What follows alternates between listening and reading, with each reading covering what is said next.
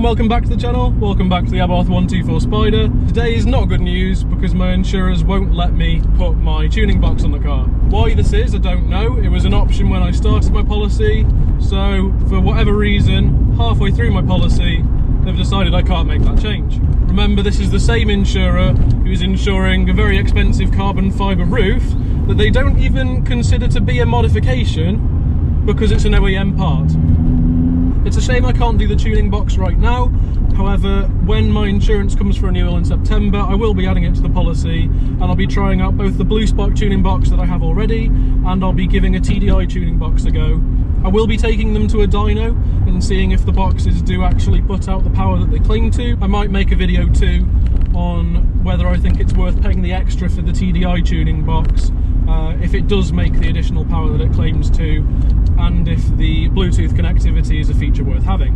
And on the subject of OEM parts, if I can argue that the OZ Ultraleggera wheels are an optional extra because they were available on the 124 GT, I'll have to pay £25 less to insure the car than I would if I told them that the Ultraleggeras were an aftermarket part. I will obviously speak to them and do it properly, but it's interesting that to have an aftermarket wheel, they were going to charge me £25 more.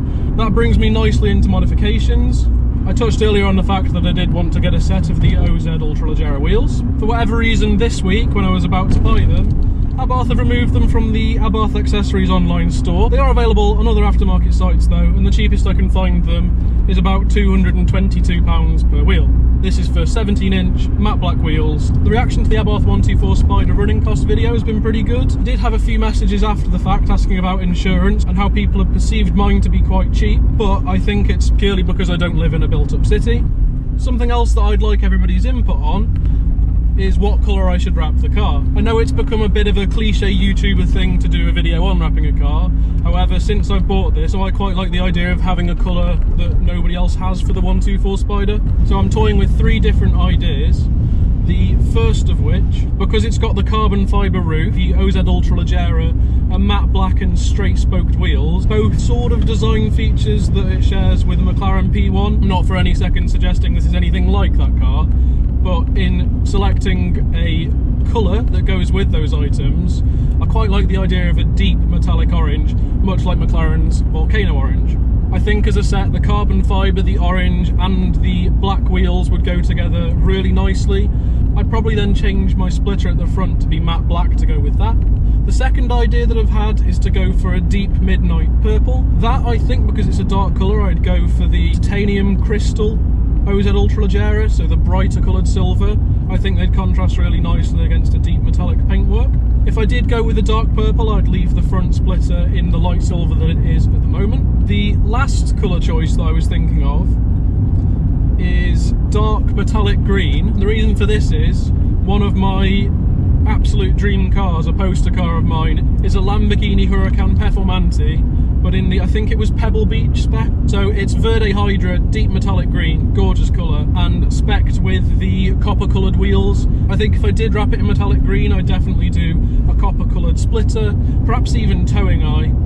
So I would like you guys to tell me what you think of those 3 choices: the Volcano Orange McLaren colour scheme, the Midnight Purple with the silver colour scheme, or the Lamborghini Verde Hydra colour scheme. Do leave a comment down below to tell me which colour scheme you'd like to see the car go. Now I've stopped the car to show you the next thing that I'm thinking of changing, which is the ride height.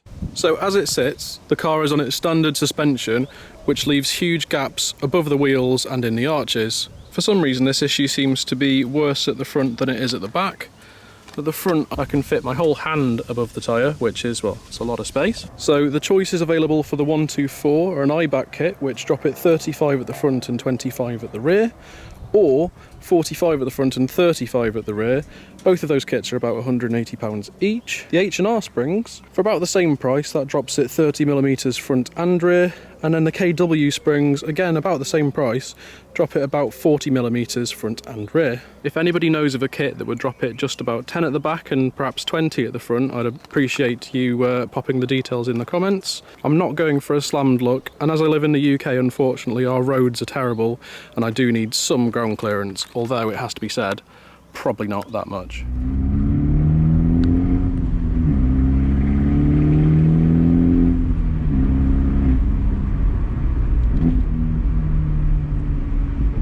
that's it. Thank you very much for watching. I really would appreciate any input you guys have as to what modifications you'd like to see on the car. Also what you think about the colour schemes that I have in mind for wrapping it. If you do want to see these changes be made to the car, do subscribe to the channel. And as always, thank you for watching. Ciao.